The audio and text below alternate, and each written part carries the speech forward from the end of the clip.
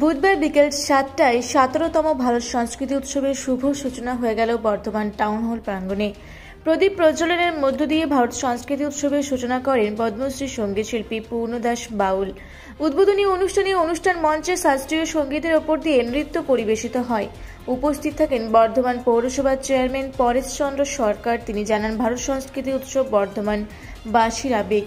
এই ভারত সংস্কৃতি উৎসব আজ 18 তারিখ থেকে 22 তারিখ পর্যন্ত হবে বলে জানা গেছে। এই উৎসব আজকে বর্ধমানে মানুষের হৃদয়ের একটা অনুরণন বলা চলে। সব মানুষ ভালোবেসেই আসছে। স্বতঃস্ফূর্ততা, সংবেদনশীলতা, তাদের ভালো লাগা সব মিলিয়ে ঝুলিয়ে আজকে ভারত সংস্কৃতি 17 বছরে যে জায়গায় আমাদের সাংস্কৃতিক পরিমণ্ডলকে বর্ধমানে সমৃদ্ধ করেছে, এটা তো আর অস্বীকার করবার জায়গা নেই।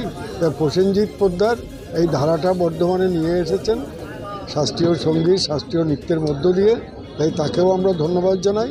এবং বর্ধমানের মানুষ বিভিন্ন অঙ্গে, বিভিন্ন ধারায় যে সংস্কৃতির সঙ্গে যুক্ত ছিলেন, পরিচিত ছিলেন, যার চর্চা অনুশীলন ছিল, তার মধ্যেই প্রসেনজিতের এই ধারাটাও অঙ্গীভূত হয়ে আমরা আজকে বর্ধমানের লোক অত্যন্ত কৃতজ্ঞ এবং আনন্দিত, আপ্লুত। ধন্যবাদ দাদা।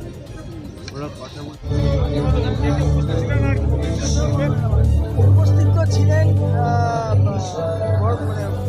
পদ্মশ্রী পূর্ণদাস বাউল, রামকৃষ্ণ মিশনের মহারাজ, পৌরসভার চেয়ারম্যান পরেশ সরকার, বিডিএ চেয়ারম্যান কাকুদা, ভাইস চেয়ারম্যান আনুল হক সহ এক ঝাঁক শিল্পী, রামানুজ রাজপুত্র, সুকুমার চ্যাটার্জি থেকে আরম্ভ করে সমস্ত শিল্পী ছিলেন।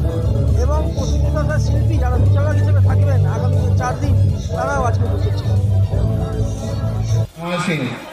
সমস্ত শ্রদ্ধা ভাজন গুণীজনদের আমার শ্রদ্ধা, নমস্কার এবং ভালোবাসা দিয়ে আমি সমর্থনটা দেখে আসছি। আমাদের বেদে সামবেদ থেকে আমরা দেখি সামগান বলা হয়। সামগান থেকে আমরা ভারতবর্ষের সংস্কৃতি আমরা উত্তরোত্তর আমরা ইনহেরিট করে আসছি। তারই এক উপবেদ ছিল গান্ধর্ববেদ। সেখান থেকে আমাদের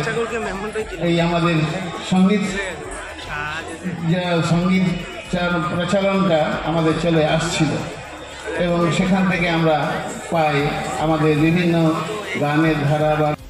পূর্ব বর্ধমান থেকে দেবাশিস ঘোষের রিপোর্ট, রূপসী বাংলা মিডিয়া।